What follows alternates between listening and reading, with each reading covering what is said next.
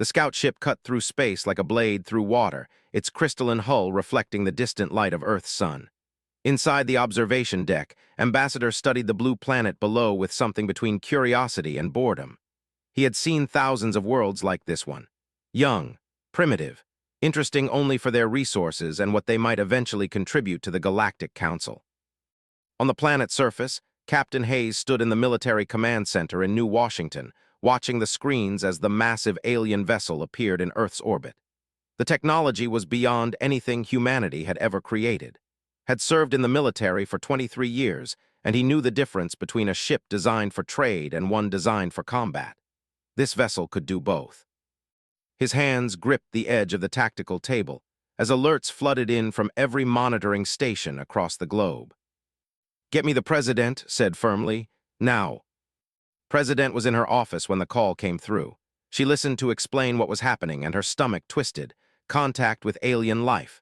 This was what every world leader had prepared for in theory but never truly expected. She moved quickly, calling emergency sessions of Congress and the United Nations. Within hours, the world knew. Aliens were here. Above Earth, Ambassador received a message from the planet's leadership. They wanted to meet. They wanted to understand. Found this encouraging. At least they were not immediately hostile. They had learned long ago that peaceful contact with developing species was more productive than invasion. Invasion created resentment. Contact created opportunity. Selected a small team of researchers and scientists. Among them was a tall crystalline being whose race had explored more worlds than most species could imagine. Was not aggressive by nature but was observant. Missed very little. The landing site was set for a neutral location, a wide plain outside New Washington. 200 military personnel formed a perimeter, armed but not threatening. Stood at the center with both of them trying to look confident despite the fear running through their veins. The alien shuttle descended slowly, almost gently, its engines creating a low hum that seemed to vibrate through the Earth itself. When the doors opened, the aliens emerged. They were nothing like anything humanity had imagined. Was vaguely humanoid but made of something that looked like metal and crystal merged together. Was even stranger, a being that seemed to shift slightly in the light, as if not entirely solid. Extended a limb in what the translation software identified as a peaceful greeting.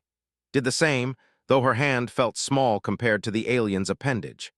They stood there, human and alien, separated by evolution and millions of years of development. "I am ambassador of the alien said, its voice coming through speakers on its body. "We come to understand, not to conquer. Your species is developing rapidly. The Galactic Council wishes to know if you are ready for contact with other civilizations." Chose her words carefully. "We welcome peaceful contact, but I must ask directly, are you here to help us or control us?" Made a sound that might have been laughter. "Control serves no purpose. Understanding serves all. We have come to learn about your people and determine if Earth is ready to join the greater community of galactic species." Over the next several days, the team conducted surveys. They studied human culture, history, military capabilities, and technology. They asked endless questions. In particular, seemed fascinated by humanity's past. The crystalline being spent hours reviewing historical records, watching videos of wars and conflicts, studying the fossil records of Earth's devastating natural disasters. Was assigned as the military liaison. He found himself spending long hours with, explaining human development, human conflict, and human survival. It was during one of these conversations that something unusual happened. Was reviewing footage of Earth's ice ages, watching as humans survived in impossible conditions with minimal tools and clothing. Then moved to wars throughout human history, watching how humans fought despite overwhelming odds. Then human exploration, from sailing ships crossing vast oceans to spacecraft reaching toward the stars. "Your species should not exist," said finally. Frowned, "What do you mean?" "Earth is explained, its form seeming to shimmer with something like emotion. "Your atmospheric pressure is unusual. Your gravity is heavier than most species prefer. Your planet is struck by massive meteors. You experience severe climate changes. Your oceans are vast and dangerous. Your land has mountains and deserts that should kill any developing species. Yet you did not die. You thrived." Felt something stir in his chest. "We adapted." "Yes," said, "but more than that. Your development shows patterns I have only seen once before, in species bred for a single purpose." Before could ask what that meant, interrupted with orders. The leader had decided that Earth was stable enough for formal contact with the Galactic Council. They would return to orbit and send a proper diplomatic delegation. Humanity would receive an invitation to join the interstellar community, though at a subordinate level suitable for young species. They would be offered trade opportunities, technology sharing, and protection. In exchange, they would accept council authority and contribute to the galactic economy through resource allocation and labor. As the shuttle prepared to depart, pulled aside. "Something is not right about this," he said quietly. "Did you notice how interested they were in our wars, our survival, the way that being kept studying human history?" Had noticed. She was a political mind trained to read subtle signals. "What are you suggesting?" "They know something about us that they are not saying," said. "Something about what we are. I want you to authorize me to dig into our archives, everything we have. If there is a secret in human history, I am going to find it." The United Nations chamber was crowded when the delegation arrived for the formal contact ceremony. This time, there were more of them. Not just researchers and explorers, but officials from the Galactic Council itself. They moved through the chamber with an easy confidence that came from centuries of interstellar diplomacy. Humanity felt small by comparison. Secretary General took her seat at the central table. Around her sat representatives from every major nation on Earth. They all looked nervous. They all understood that the decisions made in this room would shape humanity's future for generations to come. The lead official was named. His form was more solid than had been, less crystalline and more like sculpted stone. His voice was calm and measured as he explained the Galactic Council's offer. Earth would be accepted into the interstellar community. Humans would have access to technology and knowledge beyond their current understanding. In exchange, Earth would operate under Council authority. Young species, explained, needed guidance. They needed to understand that there were rules in the galaxy, and those rules existed to keep peace among the stars. The subordinate role described was clear. Humans would handle lower-level tasks, mining operations, manufacturing, resource gathering, labor that other, more advanced species found beneath them. Humans would be paid fairly, assured them, but they would not hold positions of power or make decisions regarding galactic policy. Listened carefully, and then she did something that surprised everyone. She said no. Not no to contact, not no to joining the galactic community, but no to the subordinate arrangement. She explained that humanity was not a species born from genetic engineering or created for a specific purpose. Humans were builders, creators, problem solvers. Yes, they were young, but they were not inferior. The Galactic Council would grant them a position of equality, or there would be no contact agreement. Made a sound that might have been laughter. "You bargain from a position of no strength, Secretary General. Your weapons cannot harm us. Your technology is centuries behind ours, yet you demand equality." "Yes," said simply. The negotiation lasted 3 days. It was tense and filled with moments where both sides seemed ready to walk away, but refused to yield on the core issue. Finally, agreed to present humanity's counteroffer to the full Galactic Council. He would return in 1 week with a final decision. That night came to with news. He had found something in the archives, something that changed everything. They met with Dr. Foster, the head of Earth's genetic research program in a secured facility, laid out what he had discovered piece by piece. Throughout human history there were legends of perfect warriors, tales of species so skilled in combat that they seemed almost mythical. The ancient Greeks spoke of great warriors, Chinese cultures told of legendary swordsmen. Every human civilization had these stories, and they all shared something in common. The warriors in the stories were not like normal humans. They were stronger, faster, smarter in ways that seemed impossible. Then showed them the archaeological records, patterns in human development that did not make sense, technology appearing in spurts rather than following a natural progression. Knowledge of advanced architecture and mathematics appearing suddenly in multiple cultures separated by oceans. Artistic styles and religious concepts appearing in civilizations that should have had no contact with each other. But it was the genetic data that made everything clear. Dr. Foster ran the analysis herself 3 times before she would accept the results. The DNA markers in human genetics contained sequences that should not exist naturally. They contained dormant genetic codes, codes that seemed engineered, codes that appeared to be waiting for something to activate them. "What does this mean?" asked quietly. It means, Dr. Foster said slowly, that humanity did not evolve on Earth, or if we did, we were genetically modified by something else. Something that wanted specific traits in human populations: strength, adaptability, the ability to survive in harsh conditions, the capacity for rapid learning, especially for combat and strategy. Felt his throat go dry. You are saying that we are not native to Earth. I am saying that modern humans do not appear naturally in the fossil record as they should, Dr. Foster confirmed. The genetic markers suggest an advanced species intervened in human development, several times, actually, as if they were trying to preserve something or hide something. His mind was racing. She immediately authorized a deep search of all available historical records, including those that had been sealed by various governments over the centuries. What they found was stunning. Hidden documents, ancient texts that had been suppressed, archaeological findings that had been classified, all of them pointed to the same conclusion. Humanity was not from Earth, or more accurately, humanity had not originated on Earth. At some point in the distant past, an advanced civilization had brought humans to this planet, and then that civilization had deliberately erased their memory. The genetic codes buried in human DNA, the legendary warriors from ancient cultures, the impossible technological knowledge that appeared without warning in human history. It was all evidence of something vast and terrible and long forgotten. We need to find out who did this, said. We need to find out why. That was when the delegation returned early, unscheduled. Their ships appeared in Earth's orbit with urgent signals for immediate contact. Felt his military instincts scream warning signals as he rushed to meet with. The official's demeanor had changed. He was no longer calm and measured. He was agitated, almost angry.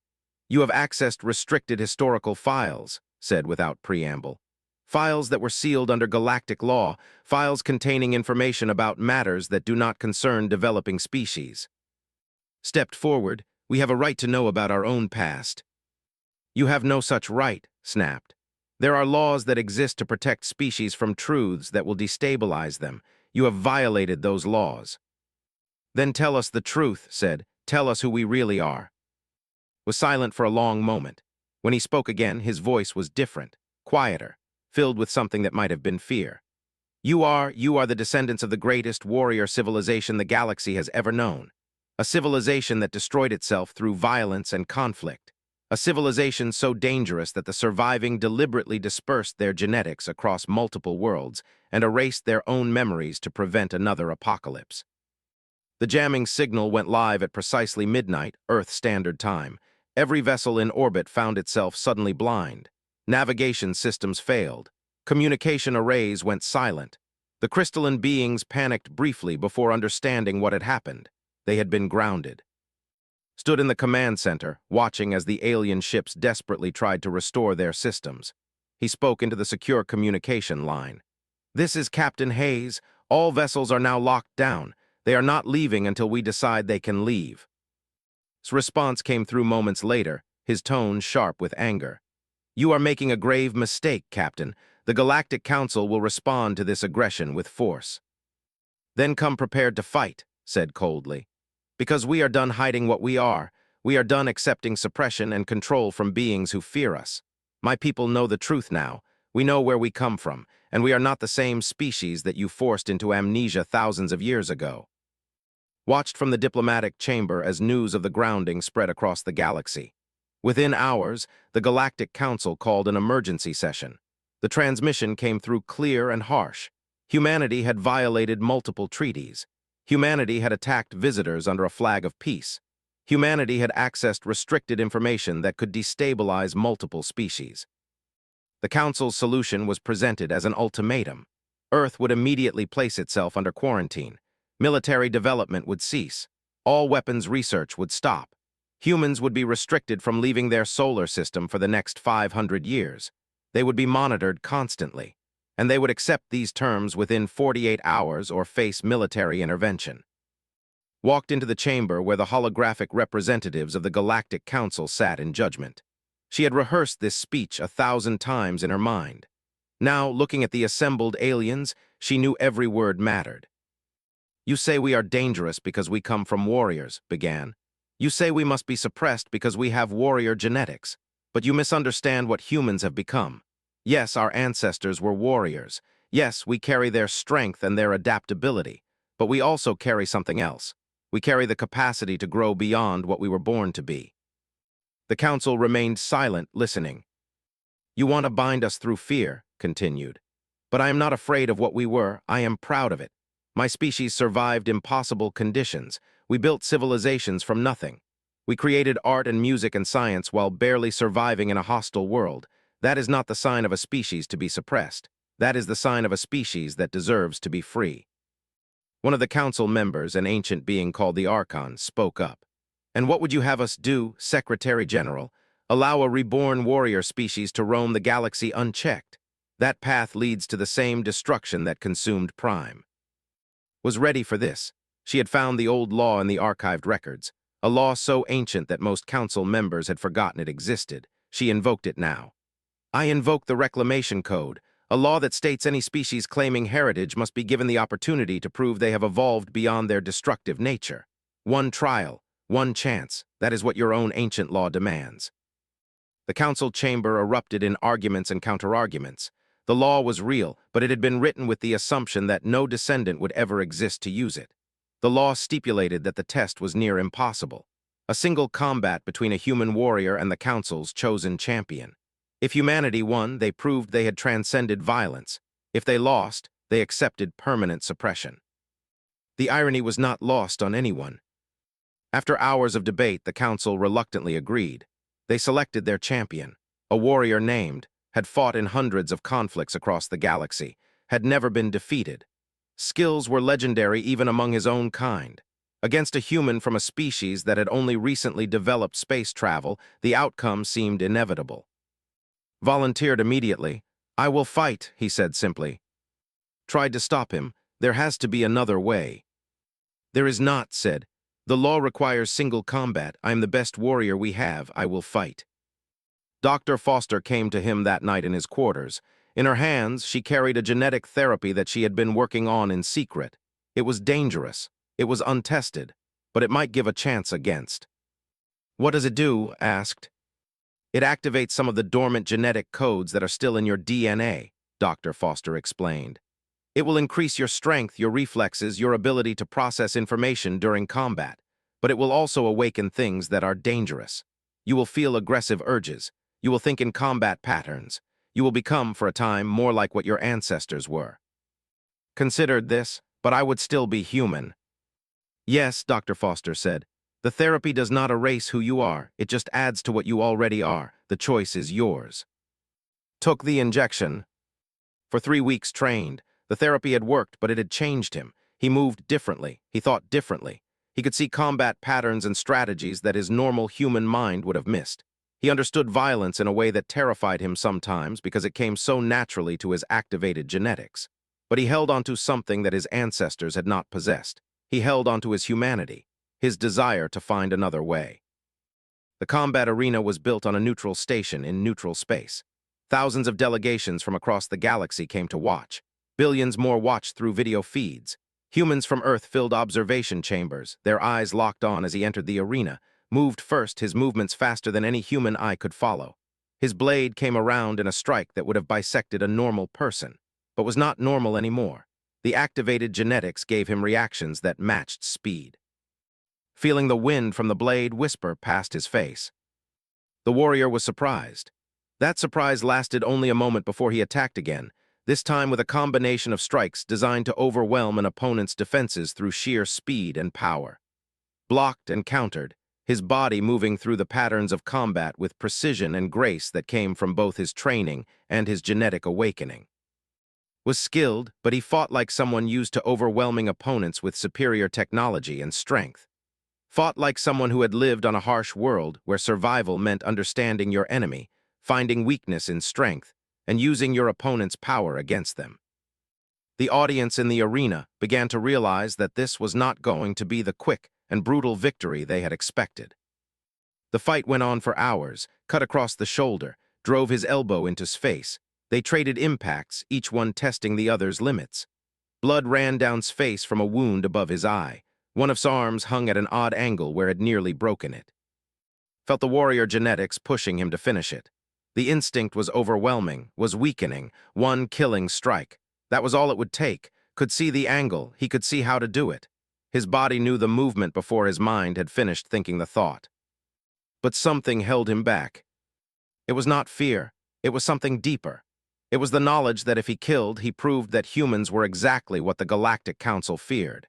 He proved that warriors still lived in human hearts, ready to destroy anyone who stood against them. And if he did that, if he gave the Council the proof they needed, humanity would spend the next 1,000 years in chains. Came at him one more time, slower now, his wounds affecting him. Could have killed him then. Instead, blocked the strike and moved inside's guard. For a moment they stood close, face to face. Saw the confusion in the warrior's eyes as he realized what was about to happen. Could have struck, instead extended his hand. "Stand," said simply. Stared at the offered hand. In his entire existence, he had never known mercy from a warrior he had fought. Mercy was a concept he associated with weakness, with defeat. But the human hand was steady, and the human's eyes held no trace of deception. Took the hand and pulled himself up. The arena fell completely silent. Then, as the silence stretched on, something strange happened. It started with one voice, then another. The audience began to make sounds, not cheers, not exactly applause, a sound of realization, a sound of understanding that something fundamental had just shifted in the galaxy. The Galactic Council did not respond immediately. They were clearly divided. Some of the council members were shocked. Some were angry. But watching from the diplomatic chamber understood what had just happened. She moved quickly to the communication channel and requested permission to address the full assembly. When she spoke, her voice was clear and powerful. "You came here afraid that humans carried the same capacity for destruction that destroyed Prime. But you were wrong. We do carry the warrior genetics. We do carry the strength and the combat intelligence of our ancestors. But we are not them. We are something they could never be. We are warriors who chose not to destroy. We are the descendants of a legendary species who have learned a legendary new lesson." Paused, letting the weight of her words settle over the assembly. "My species proves today that power without mercy is just force, but power with mercy is leadership. My ancestor could have destroyed your champion. By all logic, by all strategic thinking, he should have. But instead, he chose to show that humans have evolved beyond the need to prove ourselves through conquest. We have transcended the cycle that destroyed our ancestors. That is not weakness. That is strength of a kind you have not seen before." The Archon, the ancient council member who had seemed most opposed to humanity, spoke next. "What you are suggesting is that humans can be trusted with freedom. That seems optimistic at best." "No," said. "I am not suggesting that. I am stating it as fact. You have already proven that humans can be trusted. You have just watched a human warrior choose mercy over victory when mercy meant accepting permanent suppression if we fail. That is a level of trust that no forced agreement could ever demand." The debate continued for hours. Other council members spoke. Some supported its position. Others remained convinced that humanity posed a threat. But the visual evidence was undeniable. Millions of species had watched choose to save his opponent's life rather than secure his people's freedom through violence. That choice resonated across the galaxy in ways that words could never have achieved. By the end of the session, the council had reached a decision. It was not unanimous, but it was clear. Earth would be granted full membership in the Galactic Council. Humans would have equal voting rights.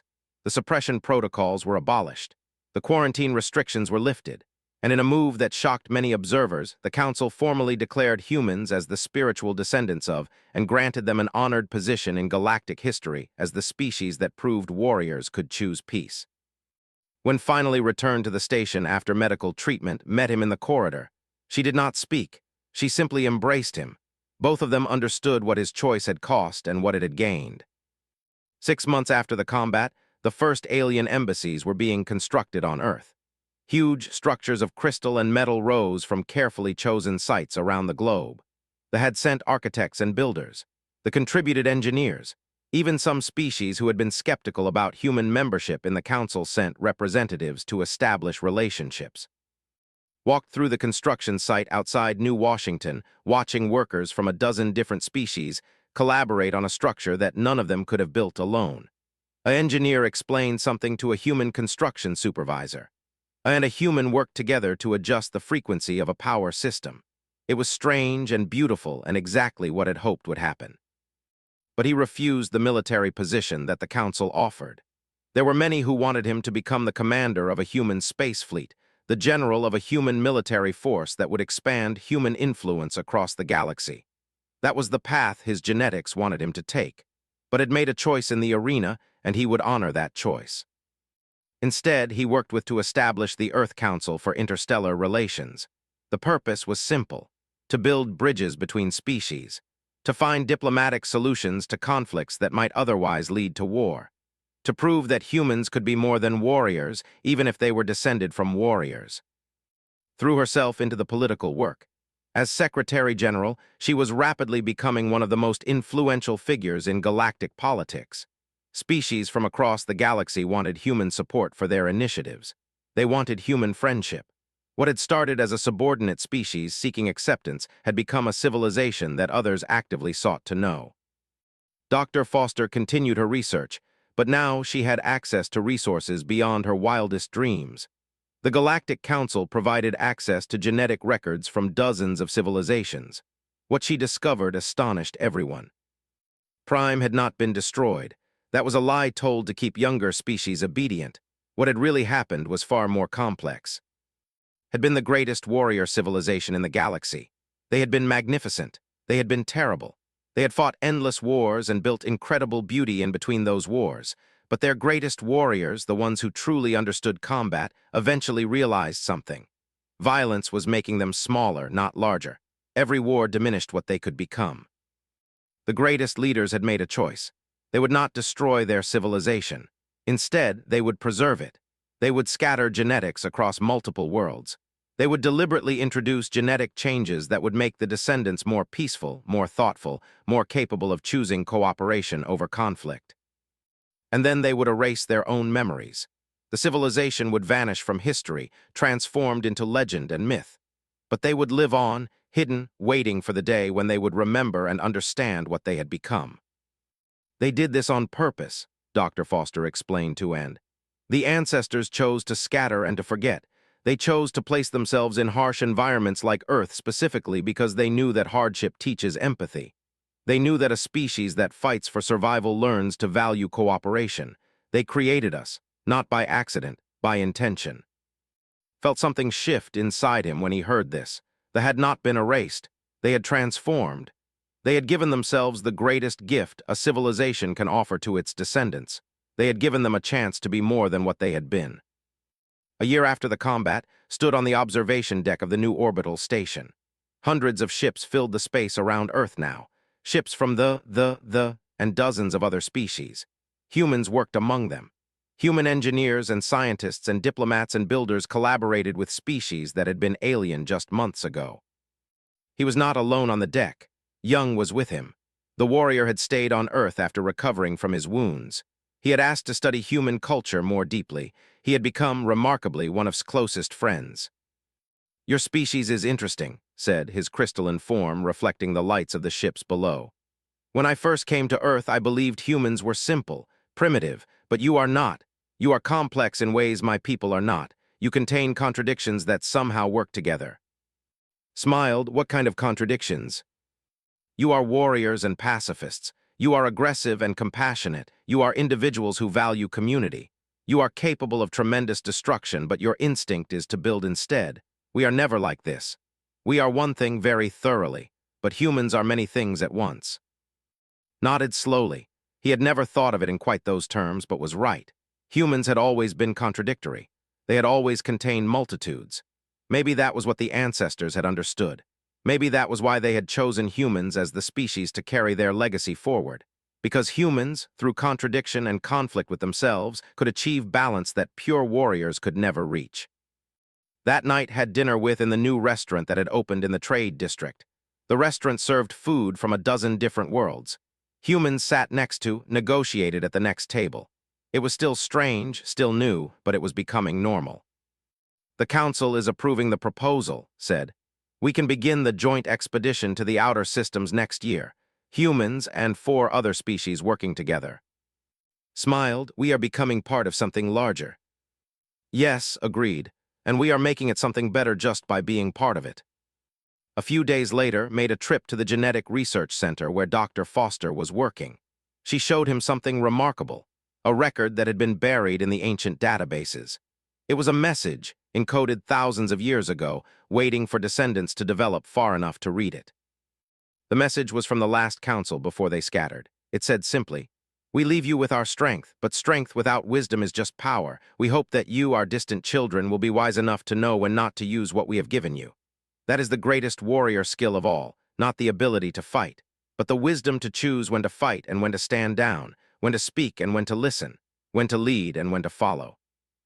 We will be watching from the stars, helping you learn what we had to nearly destroy ourselves to understand." Read the message and felt tears on his face. Who had accompanied him made a soft sound that meant understanding in his own way. "Your ancestors were very wise," said quietly. "Yes," said, "and I think we are finally learning to be like them."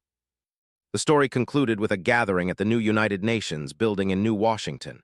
Delegations from across the galaxy had come to witness the signing of the Treaty of New Earth. It was a treaty of mutual cooperation and defense. It promised that any attack on one signatory would be considered an attack on all. It promised shared resources and shared knowledge. It promised that the galaxy would work together to build rather than to fight. As signed the treaty, with delegations from 30 different species watching and approving, she thought about how far humans had come, from being seen as primitive and subordinate to being recognized as essential and valued, from being suppressed to being celebrated, but more importantly, from being feared as the reborn descendants of terrible warriors to being recognized as something greater. They were the descendants of warriors who had learned to be peaceful. And that made them the most powerful thing in the galaxy, not because of weapons or technology, but because they understood something that few civilizations ever understood. True strength lies not in the ability to destroy, but in the wisdom to choose not to. Watched from the gallery, and when he looked at beside him, they both understood. Humans had come home, not to Earth, though they would always call Earth home, but to their place in the galaxy. They had reclaimed their heritage, not through war, but through the simple human act of choosing to be better than what they had been. And in that choice, they had saved not just themselves, but perhaps the entire future of galactic civilization.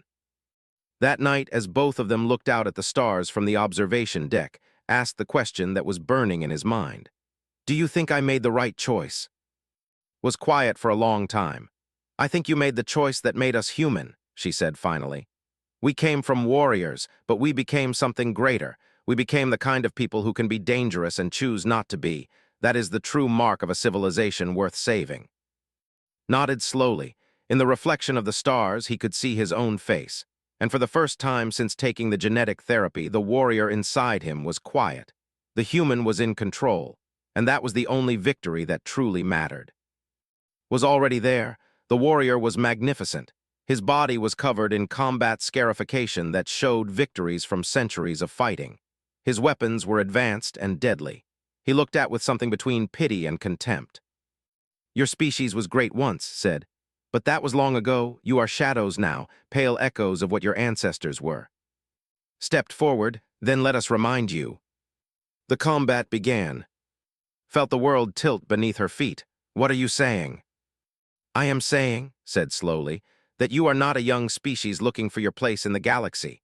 You are the reborn descendants of warriors who brought about their own extinction, and the Galactic Council will not allow that to happen again. We will suppress your development, we will control your expansion, and we will ensure that you never remember what you once were." Stepped forward, "And if we refuse?" "Then we will make you refuse," said. "One way or another, humanity will be contained." As the delegation left the chamber and exchanged looks of grim understanding, the negotiation was over. Now came the battle for humanity's future. Looked at the sky where the alien ship hung in orbit. "Find it," she said. "Find it quietly and find it fast, because I have a feeling the delegation that comes next will not be as peaceful as and." That night sat in the secure military archive and began searching through records that went back centuries. He did not know what he was looking for, but words echoed in his mind. Bred for a single purpose. What purpose could that be? And why did they seem to fear finding it out? Pulled up the oldest archaeological records of human civilization. He looked at the patterns of human development. And slowly, piece by piece, he began to see something that should not be there. Something that had been hidden in plain sight for thousands of years. The question was whether he had the courage to face what he discovered, and whether humanity was ready for the truth about itself.